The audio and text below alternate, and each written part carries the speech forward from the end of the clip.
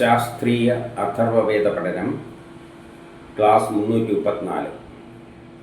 നമ്മൾ ഇന്ന് നോക്കുന്നത് കാണ്ഡം 7 അനുവാകം 5 സൂക്തം 57.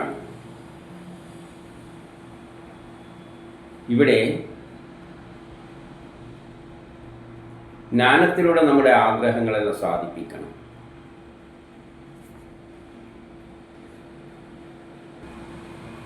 കാരണം എല്ലാ കാര്യങ്ങളും സാധിക്കുന്നത് സയൻസിലൂടെ, ജ്ഞാനത്തിലൂടെ മാത്രമാണ്. അല്ലാതെ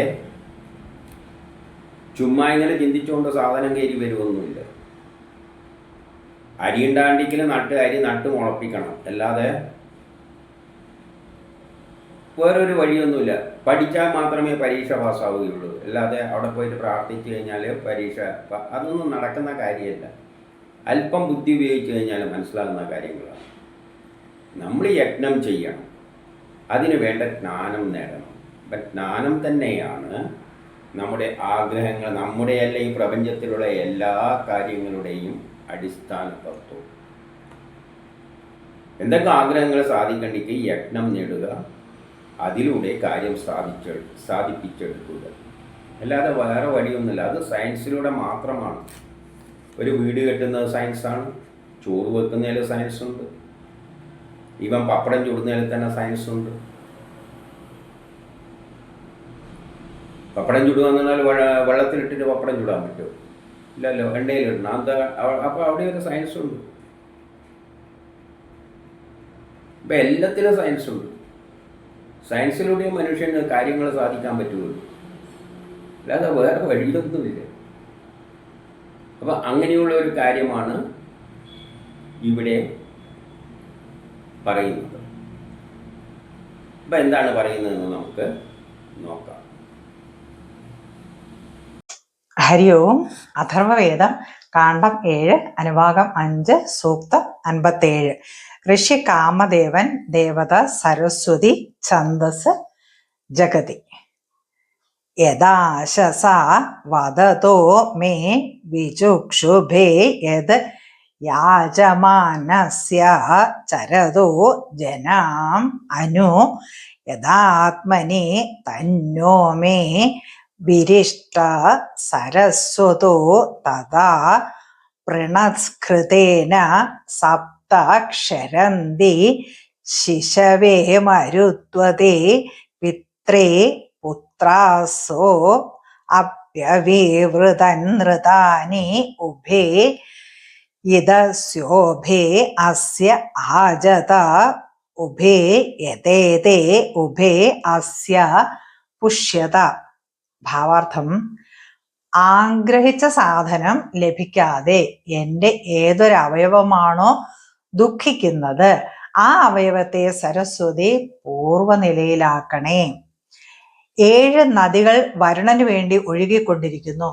പുത്രരൂപനായ മനുഷ്യൻ ഹവിസ് അർപ്പിച്ച് കർമ്മം ചെയ്യുന്നു.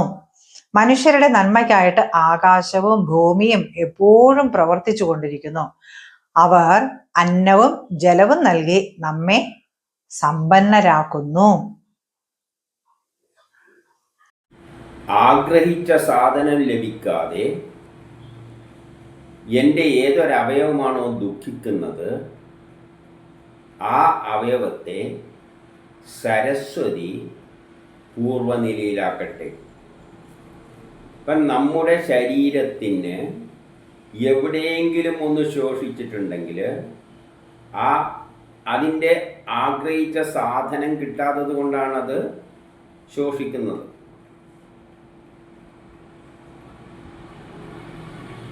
ഇപ്പം ആയുർവേദം ചികിത്സയായിട്ട് ബന്ധപ്പെട്ടതാണ്. അത് തന്നെയാണ് ഇന്ന് ഡോക്ടർമാർ എന്ത് പറയുന്നത്. എന്തൊക്കെ രോഗം ഉണ്ടാകുമ്പോൾ അവർ പറയും വൈറ്റമിൻ സിൻ്റെ കുറവാണ്, വൈറ്റമിൻ ഡിൻ്റെ കുറവാണ്, വൈറ്റമിൻ സെഡിൻ്റെ കുറവാണ് എന്നെല്ലാം പറഞ്ഞുകൊണ്ട് ഓരോന്നും പറയുന്നതിൻ്റെ പിന്നിലുള്ളത് ആ അവയവങ്ങൾക്ക് ആഗ്രഹിച്ച സാധനം കിട്ടിയിട്ടില്ല. ചികിത്സിക്കാനുള്ള ഏറ്റവും പ്രധാനപ്പെട്ട കാര്യമാണ് പറയുന്നത്. ഓരോ ശരീരത്തിനും അതിൻ്റെ വളർച്ചയ്ക്കും ഫങ്ഷനും അതിൻ്റേതായ സാധനങ്ങൾ ആവശ്യമുണ്ട്. അത് കിട്ടിയിട്ടില്ലെങ്കിൽ അത് ശോഷിക്കും. ഏതൊരു അവയവത്തിനും അത് തന്നെയാണ് ഡോക്ടർമാർ കൊടുക്കുന്ന ഈ വൈറ്റമിൻ ഗുളികയും കാൽസ്യം ഗുളിക ഇതെല്ലാം കൊടുക്കുന്ന, അയൺ ടോണിക് ഇതെല്ലാം കൊടുക്കുന്നതിൻ്റെ പിന്നിൽ എന്താണുള്ളത്? ഈ തത്വമാണ്. ഏതെല്ലോ അവയവത്തിന് ഓരോ പ്രത്യേകിച്ച സാധനങ്ങൾ വേണം, അത് ഭക്ഷണത്തിലൂടെ കിട്ടണം. ആ സാധനം കിട്ടിയില്ലെങ്കിൽ ആ അവയവം ക്ഷയിക്കും. നമ്മൾ ഓരോന്ന് ആഗ്രഹിക്കുന്ന പോലെ നമ്മൾ ഓരോ അവയവവും, ഒരു സെല്ലടക്കം, ഒരു മുടിയടക്കം, അതിൻ്റെ നിലനിൽപ്പിന് വേണ്ട സാധനങ്ങൾ അതിന് കിട്ടണം. അത് കിട്ടിയില്ലെങ്കിൽ അത് ക്ഷയിക്കും. അതിനെന്ത് വേണം? അപ്പം ആ അവയവങ്ങൾ ദുഃഖിക്കുമ്പോൾ ആ അവയവത്തെ സരസ്വതി പൂർവ്വ നിലയിലെത്തിക്കട്ടെ. അപ്പോൾ വെറും ആത്മീയമായിട്ട് നടക്കുന്ന ആൾക്കാരുടെ അടുത്ത് പോയി കഴിഞ്ഞാൽ ഈ ഒരു മന്ത്രവും പറഞ്ഞിട്ട് പറയും അത് സരസ്വതി കോപിച്ചിട്ടാണ്, അതുകൊണ്ട് സരസ്വതിക്കൊരു പൂജ നടത്തുക. സരസ്വതിൻ്റെ ഫോട്ടോയും വെച്ചിട്ട് നമ്മളെ ഏതോ ഒരു അവയവത്തിന് വൈറ്റമിൻ ഗുളികേൻ്റെ കുറവുണ്ട്, അതുകൊണ്ട് അവയവം ശരിക്കും ഫങ്ഷൻ ചെയ്യുന്നില്ല. ഡോക്ടർ പറയും വൈറ്റമിൻ ഗുളിക കൊടുക്കാൻ. ആത്മീയ കാര്യങ്ങൾ എന്തു പറയും? ഇതാ ഇവിടെ സരസ്വതിൻ്റെ കോപം കൊണ്ടാണ്, അതുകൊണ്ട് സരസ്വതി ദേവിക്ക് ഒരു പൂജ നടത്തിയാൽ ശരീരത്തിൻ്റെ അവയവത്തിന് കിട്ടുമോ? ഇതെല്ലാം ഇവിടെ അടിച്ചു വിടുന്നത്. നിങ്ങളുടെ പ്രശ്നത്തിന് ഇന്ന ചെയ്യുക, ഇന്ന പൂജ ചെയ്യുക, ഇന്ന ഭക്തി, കുന്തം, കുടച്ചക്രം, ഇതെല്ലാം പറയുന്നത്. എന്തടിസ്ഥാന തത്വമാണ് അതിൻ്റെ അകത്തുള്ളത്? ഈ മന്ത്രം വെച്ചിട്ടാണെങ്കിൽ അവരെന്ത് ചെയ്യും? ഡോക്ടറെ അടുത്തൊന്നും പോവില്ല, സരസ്വതി പൂജ നടത്തും. മക്കളെ സരസ്വതി പൂജ നടത്തിക്കുക. ഒന്ന് ആലോചിച്ച് നോക്കിയേ, ഏതോ വൈറ്റമിൻ കുറവ് കൊണ്ട് എന്തോ അസുഖം ഉണ്ടായിട്ടുണ്ട്, ഡോക്ടറെ അടുത്ത് പോകാതെ ഈ മന്ത്രം ഉപയോഗിച്ചുകൊണ്ട് അറിയേണ്ട ആവശ്യമൊന്നുമില്ല ഏത് അവയവത്തിന് എന്തിൻ്റെ വൈറ്റമിൻ്റെ കുറവാണെന്നൊന്നും അറിയേണ്ട ആവശ്യമില്ല. ഈ മന്ത്രം അറിയുന്നവർ പിന്നെ മോനെ രക്ഷിക്കാൻ വേണ്ടിയിട്ട് സരസ്വതി പൂജ നടത്തിക്കളെ, ഡോക്ടറെ അടുത്തൊന്നും കൊണ്ടുപോയില്ല. അപ്പം എന്താണ് സരസ്വതി പൂർവ്വ നിലയിലെത്തിക്കട്ടെ? എന്താണ് സരസ്വതി? സരസ്വതി ജ്ഞാനം, ജ്ഞാനത്തിൻ്റെ കേന്ദ്രം. അപ്പം സയൻസിലൂടെ കണ്ടെത്തിയിട്ട് നിങ്ങൾ ജ്ഞാനം ഉപയോഗിച്ച് സരസ്വതി അല്ലെങ്കിൽ ജ്ഞാനത്തെ ആശ്രയിച്ചുകൊണ്ട് എന്താണ് അവയവത്തിന് വേണ്ടത് എന്ന് കണ്ടെത്തിയിട്ട് അത് കൊടുക്കുക. അതാണ് സരസ്വതി പൂർവ്വനിലയിലാക്കട്ടെ എന്ന് പറഞ്ഞത്. ഇതാണ് ഇന്നത്തെ ആത്മീയവാദികളും യഥാർത്ഥ സയൻസും തമ്മിലുള്ള വ്യത്യാസം ഇവിടെയാണ് കിടക്കുന്നത്. വേദം പൂർണ്ണമായ ഒരു സയൻസ് ഗ്രന്ഥമാണ്. അപ്പം നിങ്ങൾ അവയവത്തിന് എന്തെങ്കിലും കുറവുണ്ടെങ്കിൽ നിങ്ങൾ സരസ്വതിയുടെ സഹായത്താൽ, ജ്ഞാനത്തിൻ്റെ സഹായത്താൽ അത് കണ്ടെത്തിയിട്ട് ആ സാധനം കൊടുത്തു കഴിഞ്ഞാൽ അതിൻ്റെ രോഗം മാറും. അല്ലാതെ അതിനു പകരം വിദ്യയില്ലാത്തവർ സരസ്വതി പൂജയും നടത്തിയാലും നിങ്ങളെ രോഗം മാറുന്നു പറഞ്ഞ് നടക്കും. അതിൻ്റെ പിന്നെ നിങ്ങൾ പോയി കഴിഞ്ഞാൽ ഉള്ള പൈസയും പോകും, അല്ലാതെ ഒരു ചുക്കും കിട്ടാൻ പോകുന്നില്ല. ഇങ്ങനെയുള്ള കമൻസുകളാണ് ഇതിലൂടെ അടിക്കുന്നത്. നിങ്ങളെ പ്രശ്നങ്ങൾക്ക് ഇന്നത് ചെയ്യുക, ഇന്ന വഴിപാട് ചെയ്യുക, വിളക്ക് കത്തിക്കുക, മറ്റേത് ചെയ്യുക. വിളക്ക് കത്തിക്കുക എന്ന് പറഞ്ഞാൽ അഗ്നിയാണ് അതിൻ്റെ അർത്ഥം. പല കാര്യങ്ങളും അഗ്നി ഊർജത്താലാണ് സാധിക്കേണ്ടത്. നമ്മുടെ ശരീരത്തിന് ഊർജം കിട്ടണമെങ്കിൽ ഊർജം കിട്ടുന്ന ഭക്ഷണം കഴിക്കണം, അല്ലാതെ വിളക്ക് കത്തിച്ചുകൊണ്ട് കാര്യമില്ല. ഊർജമാണ് അവിടുത്തെ പ്രശ്നം എന്നാണ് പറഞ്ഞു തരുന്നത്. ഊർജത്തിലൂടെ അതിനെ പരിഹരിക്കണം. അതാണ് വെളിച്ചം. എല്ലാത്തിൻ്റെയും പിന്നിൽ ഊർജ്ജം ആവശ്യമാണ്. നമുക്ക് സംസാരിക്കേണ്ടി ഊർജ്ജം ആവശ്യമുണ്ട്. അതിൻ്റെ പ്രാധാന്യം എടുത്ത് കാണിക്കാനാണ് വിളക്ക് എന്ന് പറയുന്നത്. അതിൻ്റെ അർത്ഥം അത്രയേ ഉള്ളൂ. അല്ലാതെ വെറുതെ വിളക്ക് എത്തിച്ചു കഴിഞ്ഞാൽ നമ്മുടെ ഉള്ളിൽ ഊർജ്ജമൊന്നും കിട്ടാൻ പോകുന്നില്ല.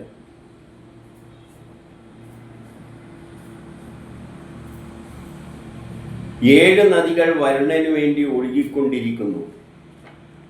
7 നദികൾ വരുണന് വേണ്ടി ഒഴുകിക്കൊണ്ടിരിക്കുന്നു. 7 നദികൾ എന്താണ്? വരുണൻ എന്താണ്? ഓർബിറ്റാണ്.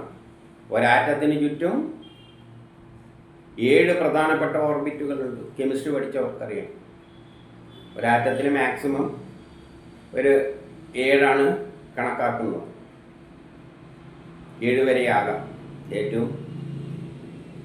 അപ്പോൾ 7 നദികൾ വരുണന് വേണ്ടി ഒഴുകിക്കൊണ്ടിരിക്കുന്നു. ആറ്റത്തിന് ചുറ്റും 7 ഓർബിറ്റുകളുണ്ട്. ആ ഓർബിറ്റുകളാണ് രാസപ്രവർത്തനത്തിൽ പങ്കെടുക്കുന്നതും. നമ്മുടെ ശരീരത്തിൽ വൈറ്റമിൻ സിൻ്റെ കുറവുണ്ട് എന്ന് പറഞ്ഞാൽ വൈറ്റമിൻ സി കുറച്ച് കൊടുത്തു കഴിഞ്ഞാലും എന്താണ് അവിടെ നടക്കേണ്ടത്? അവിടെ ആ വൈറ്റമിൻ സിയിലെ ആ തന്മാത്ര ശരീരത്തിൻ്റെ അവയവവുമായിട്ട് പ്രവർത്തിച്ചിട്ട് അവിടെ പുതിയൊരു നിർമ്മാണം എല്ലാം നടക്കും. എന്താണ് അവിടെ ഷോർട്ടേജ് ഉള്ളത്, അതിനെ കറക്റ്റ് ചെയ്യും. അവിടെ ഒരു രാസപ്രവർത്തനമാണ് നടക്കുന്നത്. ആ രാസപ്രവർത്തനം 7 തരം ഓർബിറ്റുകളിലൂടെയാണ് നടക്കുന്നത്. അതാണ് ഇവിടെ വരുണന് വേണ്ടി ഒഴുകിക്കൊണ്ടിരിക്കുന്നു. 7 ഓർബിറ്റുകൾ എന്ന് പറഞ്ഞാൽ പീരിയഡ്, ഗ്രൂപ്പ്, പീരിയോഡ്. അതുകൊണ്ടാണ് പീരിയോഡിക് ടേബിൾ എന്ന് പറയുന്നത്. ഒരു വസ്തുവിൻ്റെ സ്വഭാവം, രാസപ്രവർത്തനങ്ങളുടെ എല്ലാം സ്വഭാവം തീരുമാനിക്കുന്നത് പീരിയഡുകളും ഗ്രൂപ്പുകളും പ്രധാനം തന്നെയാണ്. പീരിയോഡിക് ടേബിൾ എന്നാണ് പറഞ്ഞിരിക്കുന്നത്. എത്രാമത്തെ ഓർബിറ്റാണ് ഔട്ടർ മോസ്റ്റ് ഓർബിറ്റ്, ഇതെല്ലാം കെമിസ്ട്രിയാണ്. അങ്ങനെയെല്ലാം പറയാൻ തുടങ്ങിക്കഴിഞ്ഞാൽ എവിടെ എത്തിപ്പോകും. കെമിസ്ട്രി പഠിക്കുന്ന ക്ലാസ്സായിട്ട് മാറും, പലവർക്കും ഉൾക്കൊള്ളാനും പറ്റില്ല. അപ്പോൾ ഇവിടെ പറഞ്ഞതിൻ്റെ അർത്ഥം അത് ഏതിലൂടെയാണ് വരിക? സരസ്വതിയിലൂടെ കെമിസ്ട്രി പഠിക്കുക, ശരീരശാസ്ത്രം പഠിക്കുക, ശരീരത്തിൽ നടക്കുന്ന രാസപ്രവർത്തനങ്ങളെപ്പറ്റി പറയുക. ഇങ്ങനെ ഓരോ സൂക്തവും വെച്ചിട്ട് വിസ്തരിക്കാൻ നിന്ന് കഴിഞ്ഞാൽ അഥർവവേദം തീരില്ല. പക്ഷേ നല്ല ജ്ഞാനമുള്ളവർക്ക്, മറ്റുള്ള സയൻസ് എല്ലാം പഠിച്ചുള്ള ജ്ഞാനമുള്ളവർക്ക് ഒരിക്കൽ പറഞ്ഞ ഒരു ചെറിയ പോയിന്റ് പറഞ്ഞാൽ മതി, ബാക്കി അവർ ചിന്തിച്ച് എടുത്തുകൊള്ളും. പിതൃതുല്യനായ ആകാശത്തിനും മറ്റ് ദേവന്മാർക്കുമായി പുത്രരൂപനായ മനുഷ്യൻ ഹവിസ് അർപ്പിച്ച് കർമ്മം ചെയ്യുന്നു. മനുഷ്യൻ കർമ്മം ചെയ്യുന്നു. മനുഷ്യനെ സൃഷ്ടിച്ചത് കർമ്മം ചെയ്യുവാനാണ്. ആർക്ക് വേണ്ടിയാണ് ചെയ്യുന്നത്? പിതൃതുല്യനായ ആകാശത്തിനും മറ്റു ദേവന്മാർക്കും വേണ്ടിയാണ് മനുഷ്യൻ ഹവിസ് അർപ്പിച്ച് കർമ്മം ചെയ്യുന്നത്. കർമ്മം ചെയ്യേണ്ടി എന്തെങ്കിലും അങ്ങോട്ട് കൊടുത്തല്ലേ പറ്റൂ. ചോറുണ്ടാക്കേണ്ടി കരിയും വെള്ളവും കൊടുത്തേ പറ്റൂ.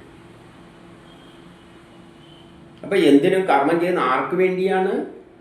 ആകാശത്തിനും മറ്റ് ദേവന്മാർക്കും. അതായത് ഗ്രഹങ്ങളെല്ലാം, ആകാശം എന്ന് പറഞ്ഞാൽ പ്ലാനറ്ററി സിസ്റ്റം, ജ്യോതിഷമായിട്ട് ബന്ധപ്പെട്ട കാര്യങ്ങളാണ്. അതാണ് നമ്മുടെ ഈ ആക്ടിവിറ്റീസിനെ നിയന്ത്രിച്ചു കൊണ്ടുപോകുന്നത്. അപ്പോൾ അവർക്കെല്ലായിട്ടാണ് നമ്മൾ കർമ്മങ്ങൾ ചെയ്യുന്നത്. അപ്പം നമ്മളെ നിയന്ത്രിക്കുന്നത് ഗ്രഹങ്ങളും എല്ലാം കൂടിയാണ്. അപ്പോൾ ഈ വൈറ്റമിൻ മരുന്ന് കൊടുത്താൽ മാത്രം പ്രശ്നം തീരുമോ എന്ന് ചോദിച്ചു കഴിഞ്ഞാൽ അതിലും നിൽക്കുന്നില്ല. മരുന്ന് കൊടുത്താൽ മാത്രം രോഗം മാറുമോ? ഇല്ല. അതവൻ്റെ ജ്യോതിഷവുമായിട്ട് ബന്ധപ്പെട്ട ഒരാൾ നാളെ തട്ടിപ്പോണ്ട കക്ഷിയാണെങ്കിൽ എന്ത് കുറഞ്ഞ സാധനം കൊടുത്തു കഴിഞ്ഞാലും രക്ഷപ്പെടാൻ പോകുന്നില്ല. അവൻ്റെ ആയുസ് തീർന്നതിന് 10 മണിക്കൂറേ ഉള്ളൂ ജ്യോതിഷപ്രകാരം. അവൻ്റെ കർമ്മമെല്ലാം കഴിഞ്ഞ് അവൻ പോകേണ്ട സമയമാണ്. പോകുന്നത് എന്തോ വൈറ്റമിൻ കുറവ് കൊണ്ട് സംഭവിച്ച രോഗം കൊണ്ടായിരിക്കാം. അതാണ് വിധി. എന്നാലും കുറേ ആ വൈറ്റമിൻ ഗുളിക കൊടുത്തോണ്ടൊന്നും രക്ഷപ്പെടാൻ പോകുന്നില്ല. അപ്പോൾ ഇത് ഏതിലുമെല്ലായിട്ട് സരസ്വതീനെ ആശ്രയിക്കുമ്പോൾ എന്തെല്ലാം വരും? നമ്മളെ രോഗങ്ങൾ നമ്മളുടെ മാത്രം, നമ്മളെ ഭക്ഷണത്തിൻ്റെ ഒന്നും കുറവുകൊണ്ട് മാത്രമല്ല, ഇത് ഗ്രഹങ്ങളും എല്ലായിട്ട് ബന്ധപ്പെട്ട കാര്യങ്ങളാണ് എന്നുള്ള ശാസ്ത്രതത്വങ്ങളെല്ലാം പഠിക്കണമെന്നാണ് ഈ മന്ത്രത്തിലൂടെ പറഞ്ഞു വരുന്നത്. മനുഷ്യരുടെ നന്മക്കായി ആകാശവും ഭൂമിയും എപ്പോഴും പ്രവർത്തിച്ചുകൊണ്ടിരിക്കുന്നു, നമ്മുടെ നന്മയ്ക്ക് വേണ്ടിയിട്ട്. ഇവിടെ നമ്മളെ കൊണ്ട് കർമ്മം ചെയ്യിപ്പിച്ചിട്ട് ഉണ്ടാക്കുന്ന സാധനം ആരാണ് ഉപയോഗിക്കുന്നത്? നമ്മൾ തന്നെയാണ് ഉപയോഗിക്കുന്നത്. റോഡ് വെട്ടിയാൽ അതിലൂടെ നമ്മൾ നടക്കും, സ്വന്തമായിട്ട് വണ്ടിയും കൊണ്ടെല്ലാം സഞ്ചരിക്കും. അല്ലാതെ ഈശ്വരൻ അതിൻ്റെ ആവശ്യം എന്താണ്? നമുക്ക് വേണ്ടി തന്നെയാണ്, മനുഷ്യർക്ക് വേണ്ടി തന്നെയാണ് മനുഷ്യരെ സൃഷ്ടിക്കുന്നതും പുതിയൊരു ലോകമുണ്ടാക്കുന്നതും പുരോഗതിയിലേക്ക് നയിക്കുന്നതും. അതിൽ നിന്ന് കിട്ടുന്ന ഫലങ്ങൾ മനുഷ്യർ തന്നെ അനുഭവിച്ചോട്ടെ എന്ന് വെച്ചിട്ടാണ് സൃഷ്ടിച്ച് വിട്ടിരിക്കുന്നത്. അപ്പോൾ ആകാശവും ഭൂമിയുമെല്ലാം എപ്പോഴും മനുഷ്യർക്ക് വേണ്ടിയാണ് പ്രവർത്തിക്കുന്നത്. സൂര്യൻ ഉദിക്കുന്നതും മനുഷ്യർക്ക് വേണ്ടിയാണ്, കാലാവസ്ഥ സീസൺസ് ഉണ്ടാക്കുന്നതും മനുഷ്യർക്ക് വേണ്ടിയാണ്, ചെടികളെ മുളപ്പിക്കുന്നതും പശുക്കളെ അതിലൂടെ വളർത്തുന്നതും എല്ലാം മനുഷ്യർക്കെല്ലാം വേണ്ടി തന്നെയാണ്, എല്ലാവർക്കും വേണ്ടി തന്നെയാണ്. അല്ലാതെ ഈശ്വരൻ അതിൻ്റെ കാര്യം, ഈശ്വരൻ്റെ അതിൻ്റെ ഒരാവശ്യമില്ല. ഈശ്വരൻ നിർഗുണ ബ്രഹ്മം, അതിന് രൂപമില്ല ഭാവമില്ല, അതിന് ഒന്നിൻ്റെ ആവശ്യമില്ല. നമ്മൾ കൊണ്ടേ അങ്ങോട്ട് പിടിപ്പിച്ചു കൊടുക്കുക, എടുക്ക് തിന്ന് കുളിക്കുന്നെല്ലാം പറഞ്ഞു. അത് തിരിഞ്ഞു നോക്കാൻ പോലും പോകുന്നില്ല. അവൻ അന്നവും ജലവും നൽകി നമ്മെ സമ്പന്നരാക്കുന്നു. അപ്പം നമുക്ക് വേണ്ട അന്നവും എല്ലാം ആ ശക്തി വിശേഷം നമുക്ക്, ഈ പ്രപഞ്ചം സൃഷ്ടിച്ചത് ആർക്ക് വേണ്ടി? നമുക്ക് വേണ്ടി. അങ്ങനെ ഒരു പാട്ടില്ലേ? എല്ലാം സൃഷ്ടിച്ചത് നമുക്ക് വേണ്ടി, നമുക്ക് വേണ്ടിയാണ്. പക്ഷെ നമുക്ക് വേണ്ടിയാകുമ്പോൾ നമ്മൾ ഈ യജ്ഞം ചെയ്ത് കർമ്മം ചെയ്ത് അതിനെ പുഷ്ടിപ്പെടുത്തി കിട്ടുന്ന ഫലം അനുഭവിച്ചുകൊണ്ട് എല്ലാവരും സുഖമായിട്ട് ജീവിക്കുക. അങ്ങനെ ഒരു വസുദൈവ കുടുംബത്തിലേക്കാണ് ലോകത്തെ കൊണ്ടുപോകുന്നത്. എല്ലാവരും ഒരു കുടുംബത്തിലെ അംഗത്തെ പോലെ. ഉച്ചനീചത്വങ്ങളില്ല, ജാതി മത വ്യവസ്ഥതകളില്ല, ദൈവത്തിൻ്റെ പേരിലുള്ള തമ്മിത്തല്ലില്ല. കാരണം ദൈവം ഏകനാണ്, ഒരൊറ്റ ഈശ്വരനേ ഉള്ളൂ. ആ ഈശ്വരൻ്റെ മക്കളാണ് ഈ കാണുന്നതെല്ലാം. ഈ മക്കൾ എന്ന് പറയുന്നതാണ് 30 കോടി ദേവതകൾ. അതെല്ലാം തുല്യമാണ്. അവർക്കെല്ലാം വേണ്ടിയാണ് ഈ പ്രപഞ്ചമുള്ളത്. അങ്ങനെ ഒരു ലോകമാണ് വസുദൈവ കുടുംബം 3-ാം ലോകമഹായുദ്ധത്തിലൂടെ ഉണ്ടാകാൻ പോകുന്നത്. അത് തന്നെയാണ് മഹാഭാരത യുദ്ധം. അതിൻ്റെ പടിവാതിക്കലാണ് നമ്മൾ നിൽക്കുന്നത്. ഇതെല്ലാം ആ കാലം ചെയ്യുന്നതിന് വേണ്ടിയിട്ട്, എല്ലാവർക്കും വേണ്ടിയിട്ട്, കുറച്ചു പേർക്ക് വേണ്ടിയിട്ടല്ല. മഹാഭാരത യുദ്ധം തന്നെ ഈ ലോകത്തിലെ എല്ലാവർക്കും തുല്യമായി ആ ശക്തി എന്തെല്ലാം നൽകിയിട്ടുണ്ടോ അതെല്ലാം അനുഭവിക്കാൻ വേണ്ടിയാണ് ആ ശക്തി ഇതെല്ലാം ചെയ്യിപ്പിക്കുന്നത്. അതും നമുക്ക് വേണ്ടി തന്നെ.